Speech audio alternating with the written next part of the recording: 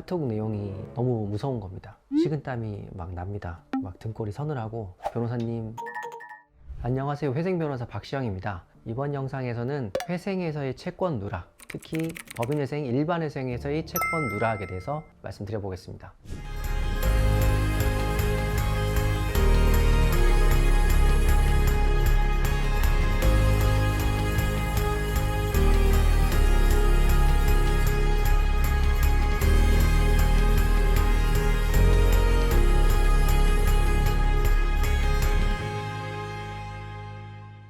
얼마 전에 한 의뢰인 분께 연락이 왔어요. 카톡을 보내오셨는데 카톡 내용이 너무 무서운 겁니다. 변호사님, 제 거래처 채권 두 곳이 회생 절차에서 누락된 것 같습니다. 많이들 아시다시피 개인회생에서는 채권을 신고하지 않고 채권자 목록에서 누락이 되면 그대로 회생 절차가 진행되고 면책을 받아도 그 누락됐던 채권에 대해서는 면책 효과가 미치지 않아요. 그래서 인가가 난 이후든가 아니면 면책이 난 이후에 채권이 누락된 사실이 발견되면 회생을 다시 진행하셔야 됩니다. 그렇지 않으면 따로 갚을 수밖에 없어요. 그래서 저희도 개인회생을 진행할 때 채권이 누락되는지 안 되는지를 엄청 꼼꼼하게 여러 번 따져보는데 이분이 한 질문이 채권이 누락됐다는 거였죠. 그래서 식은땀이 막 납니다. 막 등골이 서늘하고, 그래서 제가 채권에서 누락이 됐으면 따로 갚으셔야 될 겁니다 라고 답을 보내고 곰곰이 생각하니까 좀 이상한 거예요. 왜냐? 이분이 진행했던 것은 개인회생이 아니라 일반회생이었거든요. 일반회생, 법인회생에서는 채권 누락의 효과가 다릅니다. 개인회생에서는 말씀드렸듯이 채권이 누락되면 그 채권에 대해서는 면책 효과가 미치지 않고 따로 갚아야 되는데, 일반회생, 법인회생에서는 채권자 목록에 채권이 없는 경우에는 그 채권은 회생 절차가 진행돼서 끝나버리면 그 채권은 실권돼요.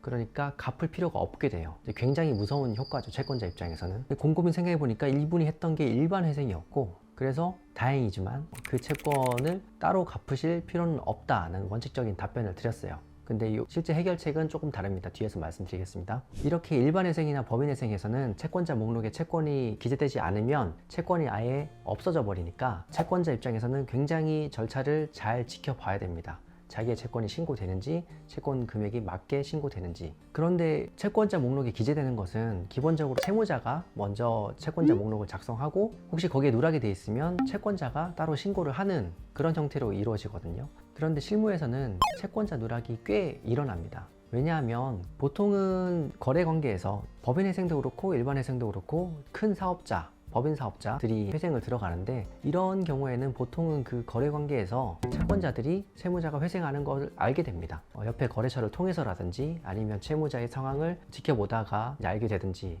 그렇게 보통은 알게 되는데, 간혹 그 오프라인에서 크게 연대관계가 없는 채권자들이 있어요. 그러면 이 채권자는 채무자가 절차를 한참 진행하는데도 그걸 모르고 있다가 회생계획안이 인가되고 나서 뒤늦게 아는 경우가 있습니다. 그런데 채권자 입장에서는 채무자 회사가 채권 신고를 안 하고 자기한테 알려주지 않으면 모를 수도 있는 거거든요. 그래서 이제 굉장히 억울한 케이스가 많이 발생하고, 그러다 보니까 대법원에서는 예외적으로 판례를 만들어서 채권자가 잘못 없이 채무자가 회생하는 절차를 몰랐다고 하면 특별조사기일이라는 걸 만들어서 그때라도 채권을 신고해서 반영할 수 있는 절차를 주고 있습니다. 그리고 지난달에는 조세 채권도 마찬가지라는 판례가 나왔고요. 다시 말씀드린 사례로 돌아와 보겠습니다. 아까 말씀드린 케이스에서는 그러면 그 의뢰인분 입장에서는 거래처 채권 두 개가 실권되니까 좋은 게 아니냐 라고 하실 수 있겠지만, 또 말씀드렸던 판례에 의하면 그때라도 채권을 신고할 수 있으니까 어떤 것이 더 우선하느냐라는 문제가 생기겠죠. 그런데 이 케이스에서는 절차가 아직 진행 중인 게 아니라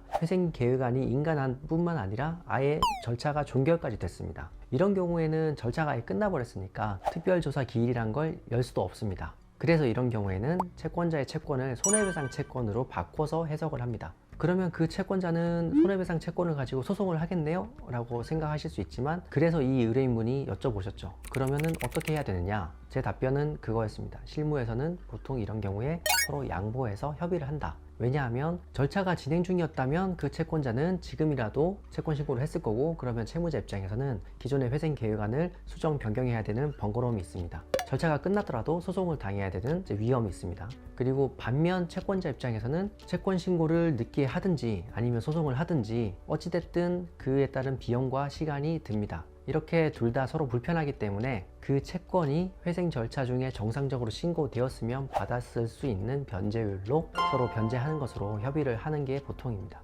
이렇게 하면 서로 복잡한 절차를 거치지 않고도 합리적인 해결이 가능합니다. 여기까지 법인회생과 일반회생에서의 채권자 누락을 말씀드렸습니다. 말씀드린 것처럼 일반회생과 법인회생에서는 채권자의 채권 신고 없이 그대로 절차가 진행되면 채권이 실권되는 큰 위험이 있습니다. 그래서 채권자는 항상 예의주시하고 거래 동향을 잘 살펴야겠습니다. 하지만 채권이 누락되더라도 어떻게든 해결 방법은 있다는 거까지 알아두시면 좋을 것 같습니다. 영상 봐주셔서 감사합니다.